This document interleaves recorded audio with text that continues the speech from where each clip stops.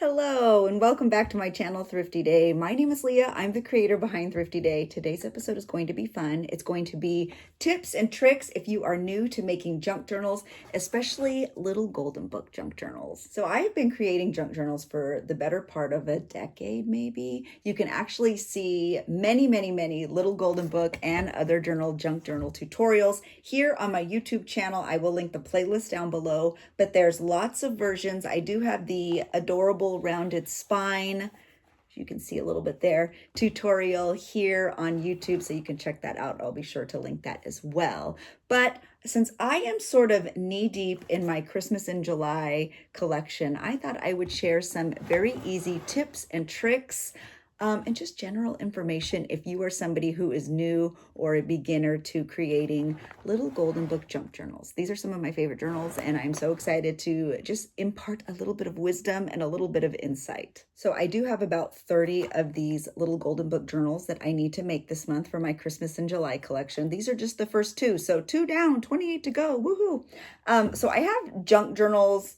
all throughout my studio right now in various parts of the creation process. These two are done. Aren't they cute though? They're just really sweet. This isn't actually like a very vintage Christmas little golden book. Both of these are. Some are newer, some are old, but I love creating this style of journal. Since I have so many right now in my studio, it made me think, you know what? I should actually give some of my tips and tricks, because especially since some of my first tutorials are years ago, I have learned a lot. Even though I had already been making them for quite a bit of time back then, things always change. My process always changed. I learn things, I fix things. And so I just thought it would be fun to share some of these tips and tricks with some of you. And in case you're wondering, I will hopefully have a flip through of all of my Christmas in July junk journals here on my YouTube channel, fingers crossed. But I'm pretty behind, so we'll see how that goes. But just a quick little flip of this one. It's so sweet. It's just such a sweet little journal. Isn't that sweet? All of the pages are in here. I love it. There's just lots of little vintage odds and ends, new lined paper. I feel like keeping those pages very different and eclectic is what makes a junk journal very fun. Isn't that sweet? Just lots of little sweet things. Lots of fun little additions. So like I said, I do have lots of flip throughs of this type of journal here on my YouTube as well, if you wanted to go back and see them. But let's get started with those tips and tricks. Tip number 1, if you are new or a beginner junk journal creator, or if this is just something you're deciding to try, maybe even for the first time, Tip number one, I would highly recommend skipping vintage. I know that I just showed you a really cute vintage upcycled little golden book junk journal, and you're thinking, oh, I want mine to be vintage. I want to add all the vintage things too. If this is one of your first, or if you're just beginning in one of your first several little golden book junk journals, I highly recommend skipping vintage. Don't use grandma's little golden book from when she was a child. Don't use your child's very first little golden book, because the odds of it coming out perfect the first time is probably pretty slim to none. So what is the old adage? Practice makes perfect. And yes, I think in this case, that's definitely true, because like I said, even my process from when I first started creating tutorials has changed immensely over the past 5 years. You will learn, you will grow, you'll get your own techniques, you'll find your own vibe. So I highly recommend not cutting up those really old vintage books first time right out of the gate. I would recommend using a newer used book. So head to your local thrift store. You can almost always find a little golden book of some sort there. Pick up that book. Like, this one isn't that new, but it's also not that old. This is from 2011. I would think this is a perfect book to begin to create with. I don't have like an emotional attachment to it. It's from 2011, so it's not like I'm cutting up an actual vintage book at this point. So start with something like this. See how you enjoy doing it. See how the process works for you. Watch a couple of different tutorials. I myself have 2 or 3 different little golden book tutorials here on YouTube, and that's just a drop in the bucket here on YouTube. You can find people with tons of little golden book junk journal tutorials. So watch a few, decide which one will work best for you. Take little bits of all of them. to see what works best in your process and go from there. But don't practice on a very precious vintage little golden book. Practice on something you don't have an emotional attachment to, or something you don't mind that if it doesn't come out perfect, you're not going to be too disappointed. Another reason I highly suggest skipping the vintage if this is your first little golden book junk journal is this is a great example of, I've been hanging on to this one for a long time. I love Donald Duck. I love Christmas. I've always thought maybe I would use this for one of my personal junk journals or December dailies, and it's never happened. So I'm actually just going to use it this month for my Christmas and July collection. But let me show you. As you can see, it's getting prepped to get a new spine. These pages are so brittle. They're very brittle, very easily breakable. They're very old. Now, that's beautiful. To me, that is like junk journal gold. It's absolutely beautiful, but as you can see, it's already kind of breaking. Those pages are going to break. I'm going to need to do a little bit of work to make sure when I sew these into a signature, they're going to stay there and not just break right off. So that happens a lot with vintage little golden books, especially the really old ones. You have to take a little more care and have a little more precision and put in a little bit more work to make those pages really work for you. So that's just another quick reason I say skip the vintage, especially if this is your first rodeo. Tip number 2, skip all the expensive supplies.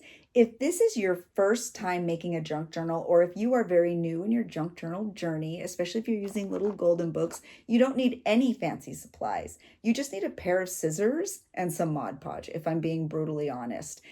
I think if you start there, you can decide if creating junk journals is something you really love. This isn't like my very first junk journal ever, but it is one of the few that I started creating probably in 2019 or 2020. And you can make this using very basic supplies. I would say if you're going to invest in anything, it would just be maybe a paper cutter. This is the one I use. It's the one I used to probably create this, and it's the one I still use to create all of the journals that come out of my studio.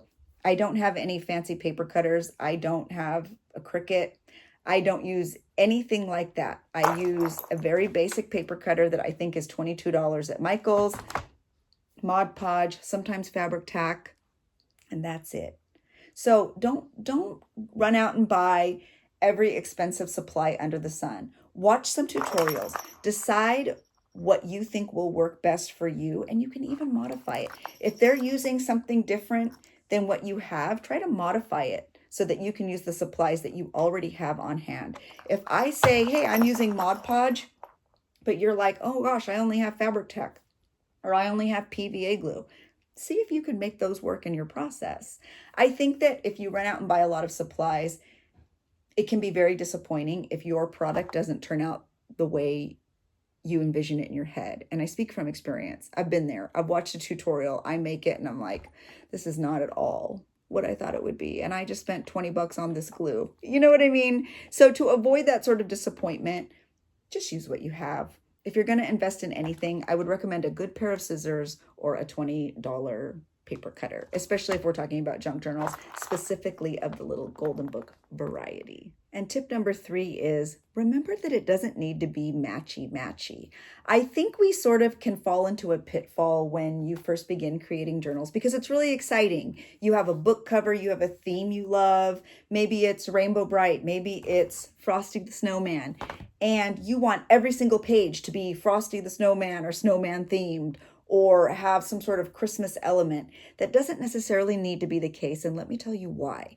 First of all, it becomes very uninteresting very quickly. You don't want your journal that's brand new to already be done. Does that make sense? So if you're making every single page matchy-matchy, just Frosty the Snowman, vintage Frosty the Snowman image, then, you know, if everything's exactly the same, you might as well just keep the book. By adding different elements and more basic elements and non-matching elements, you create a freedom in a junk journal to want to cover that page, to want to create. So while I do keep a lot of the vintage book pages in my junk journals, I also like adding pages like this. Now this one is from a Christmas book, as you can see, but it's just text. There's some holly berries, but it's just text, which if I open this journal and I'm the creator or the recipient, that makes me feel creative. I can even just put some photos on there because it's a Christmas page and not feel bad about it. If every page is very special and very specialized as the person who receives it, or if it's for myself, I don't always want to cover up those pages. I don't want to cover up the very vintage book page that was especially curated for the book. So by trying to make something matchy-matchy, sometimes you really do sort of inhibit creativity. By adding pages that are more basic, like maybe even a line page, I feel that creative invitation to just maybe add some cardstock, maybe add a different sort of vintage page and photos and junk journaling. You want to also have those pages that make you want to be creative and you're not like afraid to cover it up, because that is a comment I get a lot here on YouTube.